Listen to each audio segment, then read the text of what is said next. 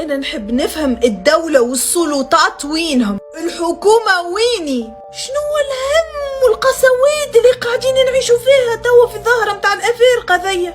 قبل ما نبدا نتكلم، لاني ناسيوناليست ولاني غاسيست، مي كونك باش تدخل لبلادي وباش تغتصب بنات بلادي وباش تقتل بنات بلادي وتوصل تقتل ولاد بلادي وتعبث في البلاد وتسيب اجرامك وهماجيتك وتحلي من بعد فمك وتقولي اللي المغرب وتونس والجزائر متاعنا نحنا ونحنا كنا نمشيو نعيشوا في السعوديه اللي هذه ماهيش بلان عاد هكا ستوب عاد. لا سي تخو لا.